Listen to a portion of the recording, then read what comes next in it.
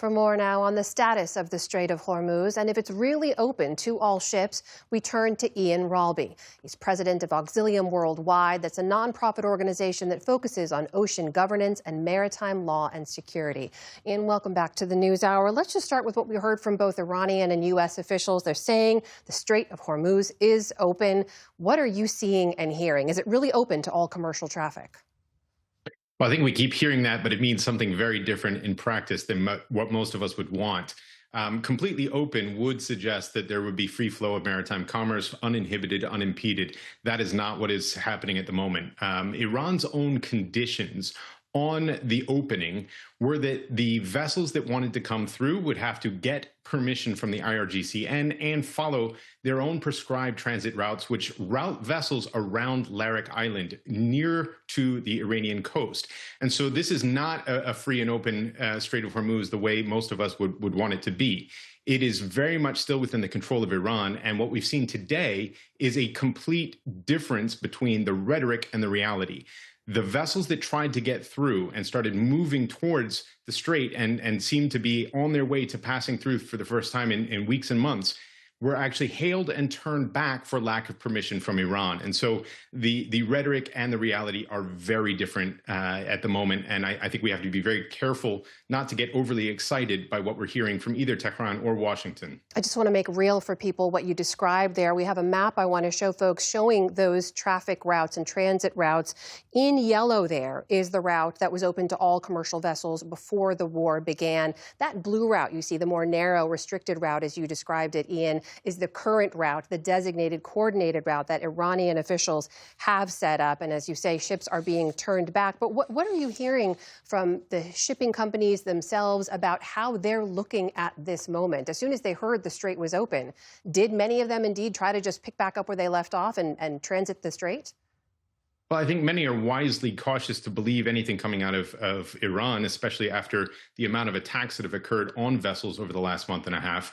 But equally, we have to be careful about what we believe out of Washington, because the rhetoric from the president has been both inconsistent and volatile at times. And so what we're seeing today is a mismatch between what everybody is saying and what is actually happening. And so shipping companies were momentarily optimistic and enthusiastic, but the reality is actually pushing in a different direction. And I think that they had a moment of uncertainty and concern around what might actually happen.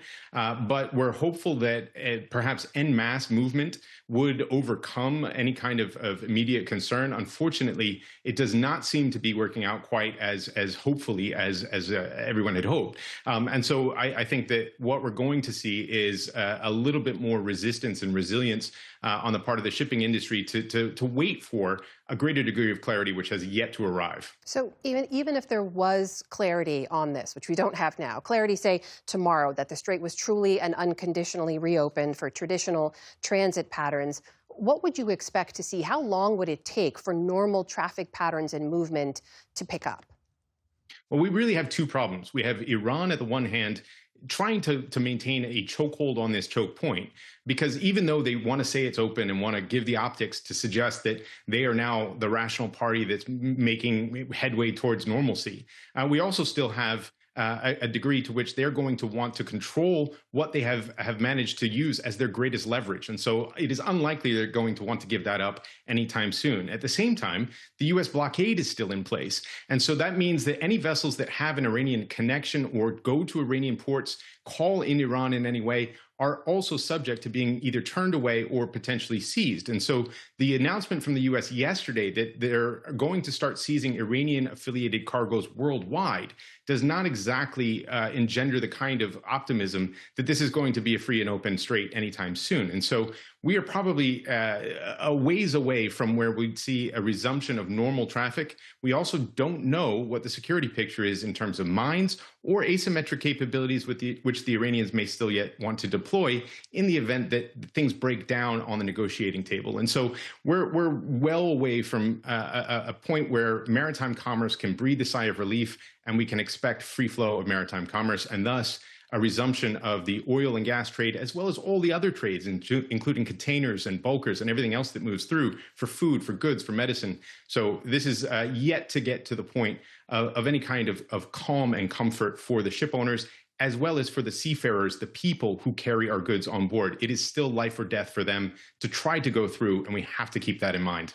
That is Ian Ralby, president of Auxilium Worldwide, joining us tonight. Ian, thank you so much for your time. Thank you.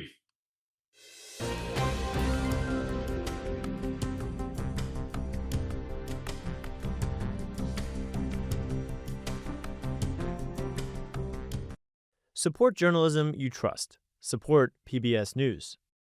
Donate now, or even better, start a monthly contribution today.